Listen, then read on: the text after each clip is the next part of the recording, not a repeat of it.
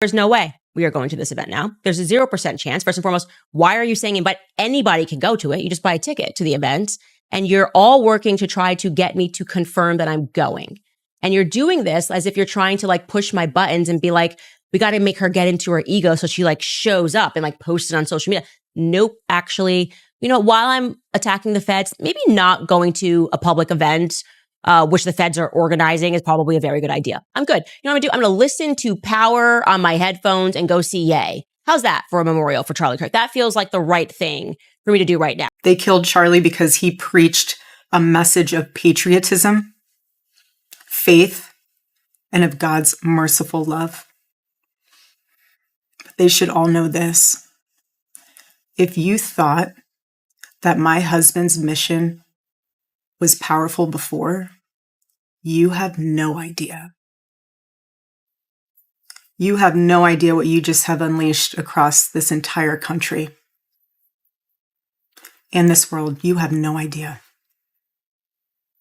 You have no idea the fire that you have ignited within this wife. The cries of this widow will echo around the world like a battle cry. Erika is in like full control. I would hope she's in full control, but I don't know because I'm hearing some stories about donors that are pushing things. I'm hearing about the pressure that's even happening with planning this event. Y'all, Candace Owens just set the internet on fire with a revelation so wild, it's making people question everything they thought they knew about Charlie Kirk's death. Forget the official story. Candace is calling it a cover-up, and she's naming names. But here's the twist. The person she's pointing fingers at isn't some random stranger. It's someone shockingly close to Charlie. We're talking about his own wife, Erika. And the more you dig into this story, the stranger it gets, from her eerie public appearances to the power moves she's made since his death. If what Candace says is true, this isn't just messy anymore. It's explosive. Let's break it down. Candace Owens just dropped a bomb so big it's got the internet questioning everything we thought we knew about Charlie Kirk's death. And this isn't your everyday celebrity rumor or political drama. Candace is saying the official story is a straight-up cover-up, that the truth has been buried, and that the people pulling strings want us all to move on quietly. But here's where it gets wild. According to her, the tragedy wasn't random, it was orchestrated. And the person she's pointing fingers at, not some shadowy government agent, not a nameless suspect in the background, but Charlie's own wife, Erika. That's right. Candace is hinting that the woman standing beside him in every photo, the grieving widow at the center of it all, may not be as innocent as she seems. If what Candace is saying is even halfway true, this isn't just a messy story. It's the kind of revelation that could blow up an entire movement and expose secrets way bigger than Charlie himself. So here's what the public was told. Charlie Kirk's sudden death was the work of a lone gunman named Tyler Robinson. The story went that Tyler acted on his own, out of nowhere, radicalized and dangerous, and that the case was essentially closed the moment he was identified. Clean, simple, and tragic. That's the version the authorities rushed to push out, the one plastered all over the headlines, isolated shooter, no larger conspiracy. But Candace Owens wasn't buying it for a second. From day one, she's been calling that story too neat, too convenient, and way too fast. She's flat out saying Tyler Robinson is nothing more than a scapegoat, a fall guy planted to distract the public while the Real players walk free. And according to Candace, this wasn't a senseless act at all. It was planned, orchestrated, and designed to shut Charlie down permanently. The most jaw-dropping part? She's insisting she has receipts. Candace is teasing leaked footage, timelines, even documents that she claims will prove the government narrative is a lie and that Charlie was silenced on purpose. And the internet is already buzzing that those receipts point straight back to the one person nobody saw coming, his wife, Erika. And this is where things get messy, because once Candace threw Erika's name into the mix, fans started replaying every single move she's made since Charlie's death. And honestly, a lot of it doesn't sit right. Instead of looking devastated or broken, people noticed Erika's demeanor has been unsettling, too composed, almost rehearsed. In her speeches, instead of breaking down or talking about Charlie as a husband and a man she loved, she slipped into these dramatic monologues about his mission and her own rise to carry the torch. At one point, she literally declared, "You have no idea what you've unleashed in this wife." And that line right there went viral, because instead of sounding like grief, fans said it sounded like a battle cry. But it wasn't just the words. It was the way she presented herself. Full face of makeup at every appearance, a polished smile, and not a single tear in sight. Then there was that memorial entrance, and y'all, people online dragged it. Twitter and TikTok compared it to a WWE walkout, with music blasting and Erika stepping into the spotlight almost like she was the star of the show. One viral tweet straight up said, "This looks less like a widow grieving and more like a woman taking her victory lap." That clip alone racked up millions of views and had comment sections flooded with side-eye emojis. And then, when you look at what Erika gained in the aftermath, the suspicion only grows louder. Less than 2 weeks after Charlie's passing, she was named the new CEO of Turning Point USA, a move that felt shockingly fast for an organization supposedly in mourning. On top of that, reports say she inherited Charlie's estate worth over $12 million, and under her leadership, Turning Point has pulled in millions more in donations since his death. Fans are connecting the dots and asking the obvious question. Was this all coincidence, or was it calculated? Because the timing, the power shift, and the money trail all point back to Erika standing in the biggest spotlight of her life, while Charlie is no longer here. And the internet isn't letting that slide. And this is where the story takes an even wilder turn. Because while Erika stayed polished, silent, and composed, it was Candace Owens who stepped up and started fighting like the widow people expected Erika to be. Instead of grief, Erika gave speeches. But instead of silence, Candace gave smoke. She started blasting the FBI, calling out government officials, and demanding the truth about Charlie's death. On social media, she positioned herself as the one willing to take on the system head-on, and fans quickly noticed that Candace was doing what Erika refused to do: push for answers. Her posts were relentless. She told her followers flat out, "I am now fully of the belief that this is, in fact, a federal conspiracy. There is no other explanation.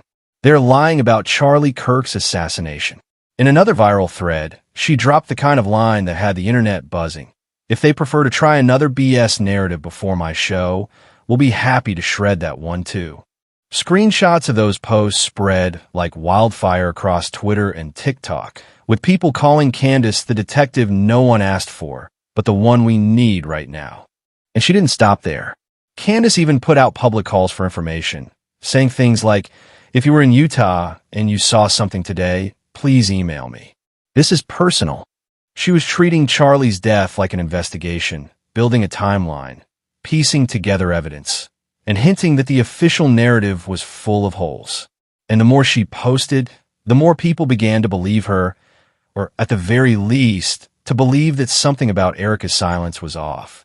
Because while Erika inherited the title, the money, and the influence, it was Candace who grabbed the mantle of justice, loudly and unapologetically, making herself the central voice in a case that the government wanted to keep quiet. But if there was one moment that really sent this whole thing into overdrive, it was Charlie's memorial. Fans expected Candace to be front and center, honoring her longtime friend, maybe even speaking out in his memory. Instead, she was nowhere to be found. At first, Candace explained it as a decision she made for her own safety, saying she believed attending would have put her life at risk. She even told her audience, "There's no way we're going to this event. 0% chance. The same people who took Charlie out are now targeting me, and I am not willing to take that risk." And for a while, people bought it. After all, if you're out here accusing the feds of conspiracy, it makes sense to be paranoid. But then the whispers started. Fans began asking, was Candace really scared, or was something else going on behind the scenes? Rumors spread like wildfire that Erika herself had quietly banned Candace from attending the memorial. The theory was simple. Erika didn't want her there because Candace had already made the tragedy about herself, accusing people of cover-ups and pointing fingers in every direction. And honestly, when you think about it, it makes sense. The last thing Erika would have wanted was Candace showing up to the memorial, grabbing a mic, and dropping bombs in front of donors, politicians, and cameras. And that's when the internet split in two. Some people sided with Candace, saying her fear was real and her absence proved just how much danger she was in. Others believed Erika pulled the strings, locking her out to control the narrative and keep the spotlight firmly on herself. Twitter threads blew up with people debating, was this about survival or was this about strategy? Because if Erika truly banned Candace, it means there's tension between them that runs way deeper than grief. And if Candace really stayed away out of fear, then it means she believes she's sitting on information so dangerous, showing up at that memorial could have been her last public appearance. Either way, the drama surrounding that one event only poured more fuel on the fire and made Erika look even more suspicious in the eyes of the public. And here's where things stop feeling like just family drama and start sounding like a political thriller, because behind all the grief and public speeches was something a lot darker: money. According to Candace, Charlie wasn't just under pressure from the government. He was under pressure from the billionaire donors who bankrolled Turning Point USA. Leaked screenshots and messages that have been floating around online show conversations about Charlie being too unpredictable, too outspoken, and even a liability. In other words, the same people who built him up as their poster boy were also talking about how to control him or replace him. And that's where Erika comes back into the spotlight. Because while Charlie was reportedly clashing with these powerful donors, Erika had the opposite effect. She slipped right into their good graces. Within weeks of his death, major donations poured back in, and the board publicly embraced her as the new face of the organization. Some fans are now saying the timing looks less like a tragedy and more like a hostile takeover, with Erika stepping in as the acceptable replacement the billionaires have been waiting for all along. One viral thread even put it bluntly: Charlie died, and Erika cashed in. Meanwhile, Candace has made it clear she's not letting this part of the story slide.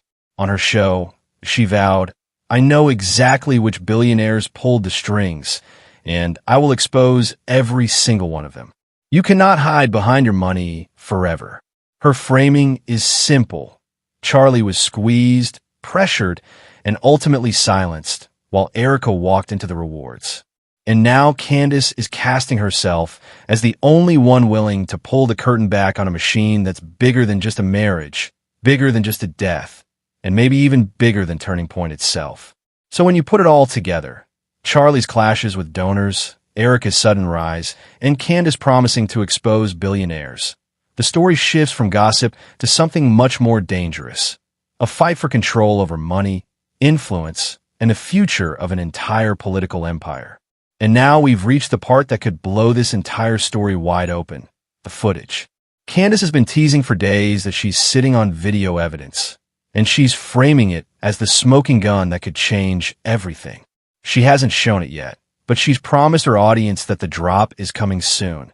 And if she's telling the truth, it could be the moment that turns this whole conspiracy theory into undeniable fact.